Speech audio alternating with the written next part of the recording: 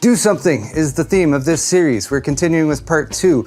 In the words of Rick Moranis, Mel Brooks, and Colonel Sanders, when things are maybe a little slow in the world of technology, we still want to accomplish tasks, and the tasks we're trying to accomplish is basically getting a lot of my workspace here in much better order than it was before. Been putting this off for far too long. Excellent! Today's video is brought to you by the Paul's Hardware store on paulshardware.net, the only official source for Paul's Hardware merchandise. Tantalizing t-shirts, brilliant beer sets, high-quality hoodies, and more, all featuring the classic thumbscrew for tasteful and refined viewers, or the 8-bit thumbscrew for tasteful and refined viewers who hate curves. New designs are added sporadically and at random, so head over to paulshardware.net and get some of that sweet, sweet merch right now. Or not right now, after you watch the video. Either way. So in part 1, we focused on the main desk and presentation area over here, and that is looking much, much better than it was before. We have our refrigerator up and running. We've got a few more knickknacks scattered around, and I was just glorying in like this, like, oh my gosh, desk space. But the desk space is going to be used today because we're already using some of it for sorting out some of our key computing parts. As I'm sure many of you have experienced when you're doing a major upgrade, cleaning, and organization project, it involves making piles, taking things that are maybe in large and disorganized piles, and then relocating them into slightly more organized piles, and then the piles get more and more organized over time. That's the idea. But another thing I often do when sorting stuff out is I use the line method, which is that I kind of have this virtual line in my head, and I'm like, all right, I'm moving the line this way, and everything on this side of the line is supposed to be clean.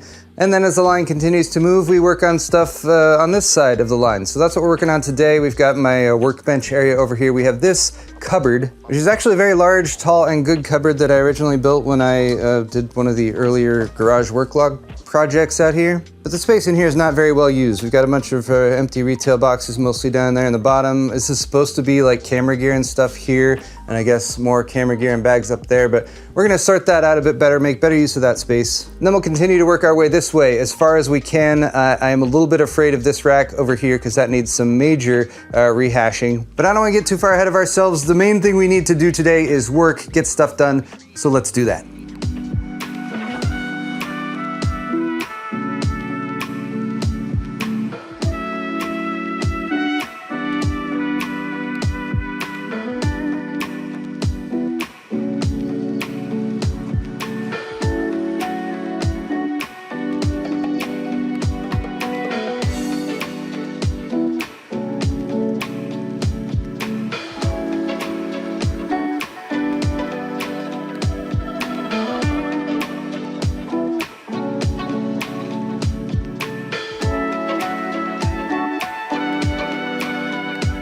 I'm very happy that we have some boxes that have arrived because the next thing we're gonna do, along with the help of that big flat piece right there, is set this central part of the cupboard up to have a bunch of bins that we can remove. They go on the metal plate that attaches to the wall. I'm hoping that this thing is wide enough to fit it. It's supposed to be 36 inches. Because as we attempt to declutter these shelves over here, I have quite a few like loose sets of things on there that are like in plastic bags. So like these are all my Wi-Fi antenna. It's actually very handy to have some Wi-Fi antenna on hand for any build that I might want to grab one for. Also got like AIO mounting stuff, all those little caps and things that come with graphics cards to protect PCIe slots. You know, you can't just throw that stuff away. But once we get those bins set up, we can actually start storing stuff in there in a bit more permanent manner.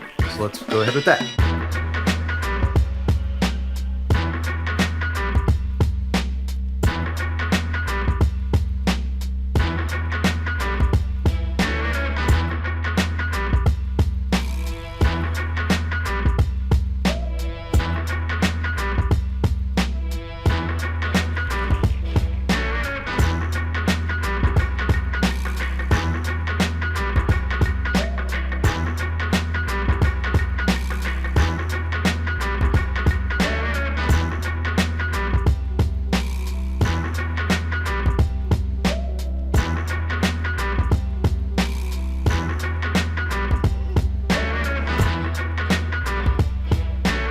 So here's another random little thing that I picked up.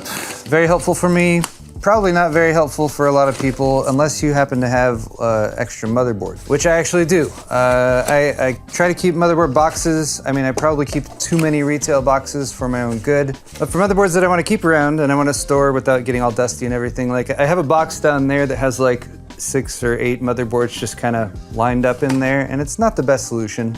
But here, we got boxes. These are, I think, 11 by 13. Anyway, and 3 inches tall. So that is enough that a standard size ATX motherboard fits in there just like that. So this is like the X99 motherboard. This was in the earlier version of Arctic Panther. And I fell down to a few little like foam protective pieces like that. So that can sit in there. Accessories go in along with it. Much more sensible motherboard storage, but of course I should also label it X99 Deluxe 2. Perfect.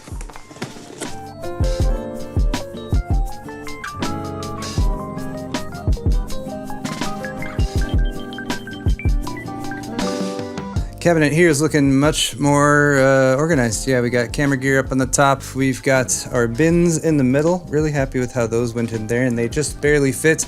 And can you tell the color scheme I went with? It's RGB. Haha, see? RGB.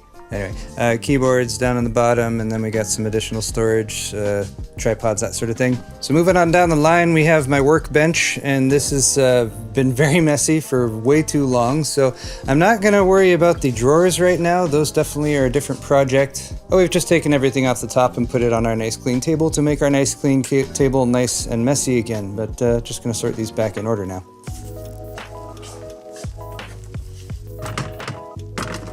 All right, guys, there it is. This is as far as we're gonna go for phase 2, part 2, whatever you wanna call it. But just to clarify, under the table down here are all empty boxes. These are all mostly parts that are in use in test beds or other systems that I have up and running. And one of the last things I did was put one more light up here in the corner, actually behind this LED. And that's actually pretty bright right now. It's Wi-Fi controllable, and I think it's WRGB, so I'll connect that to the Wi-Fi and adjust it in the future. But here's my main point. With a clean work table here, and a fairly clean and tidy main work area over here, these are all small components that I'm collecting for sorting into the phase 3. Those parts don't count. They're gonna be put away very, very soon. But as the sweep continued today, the biggest win was, of course, the cabinet right there, but then we've got the sort of workbench area over here, and then down into the corner with some additional storage setup, which was one of the last things I did, putting those shelves in over there. But this is probably the best, though, the best thing. The storage in the middle here, just so much more functional, and there's lots more space still to fill in. Got the camera gear up on top, looking much more well organized, and then just a couple bins and storage for tripods and whatnot on the bottom. But my sweep has come up pretty much to the end over there in the corner, and I've even started a little bit of clearing space on this. That is the main storage rack, but that's going to be a lot easier to handle now that I have more places to tuck things away as I sort it out over here.